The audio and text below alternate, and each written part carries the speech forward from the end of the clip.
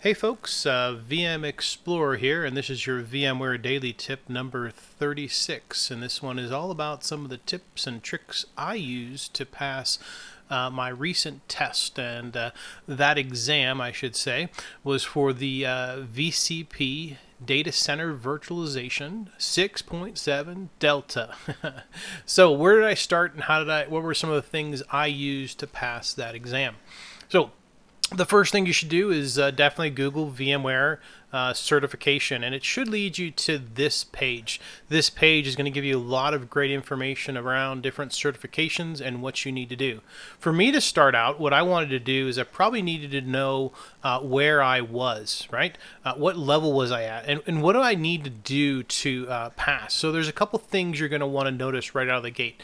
To the right here, if you notice, there's a thing called Certification Manager.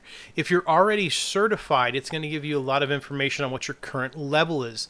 That's important to know so that when you do go to register for your test, you can understand what requirements you have to, what requirements you need to actually apply to take the test.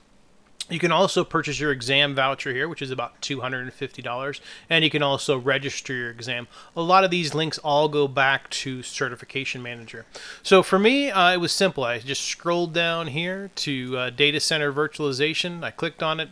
I'm looking at the VCP level. There's the advanced level, there's VCDX, and then there's also other specializations and badges you can get as well if you want to go for those. But for me right now, just the VCP was fine.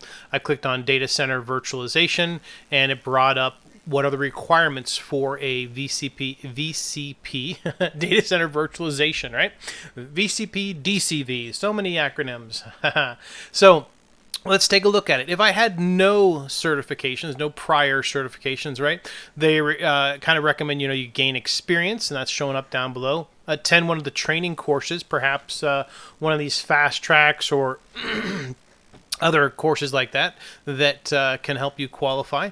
And then you'll need to take your foundation exam and then pass the exam. So 2, 3, and 4 definitely required. The first one is optional but recommended, right?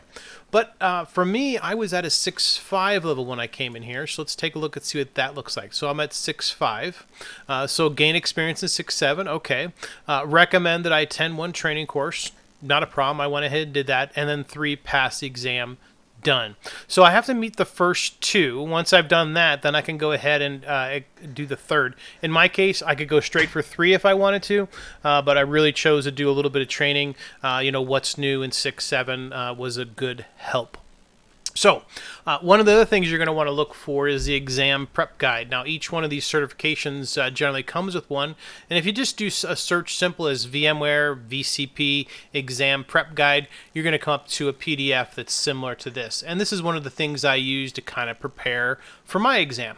I'd go through this, take a look, understand the details, how it's delivered, other requirements that I might want to make sure I'm still in alignment with, and then the exam section. So explain a lot of the different sections in the exam, and it gave a lot of good information. Down towards the bottom, it actually gave some reference articles and things that you might want to read and go through and understand, which were really important. And then also further down below, it gave a few sample questions to kind of get you used to how the questions might look. So this is the blueprint or the exam prep guide, right? Really helpful. But for me, what did I use? So I used 2 things. One was a combination of Quizlets, which I love. If you go out here and just do a simple search for VCP-6.7, you'll find a lot of different Quizlets out here with a lot of different information. It's stuff that people typed in. They might be right, they might be wrong, but it's a good way to kind of think about those different areas and what you might need to brush your skills up on. Right? And then lastly, there's another thing here that is a great guide. This guide here, I'd highly recommend, just filling in the blanks here, and it'll send you a PDF file, which comes in really handy. It's a 208-page guide, and basically it's a consolidation of everything you saw in that exam prep. And if you were to go through that guide, I would think that you would find out quite a bit of information on information around the different study areas to help you be better prepared for that test. So folks, that is what I have for you today. Those were the tips and tricks I used to pass for my VCP. Feel free to post your comments down below. I'd love to hear some feedback from you. Do hit subscribe, and don't forget I post all my links in the description.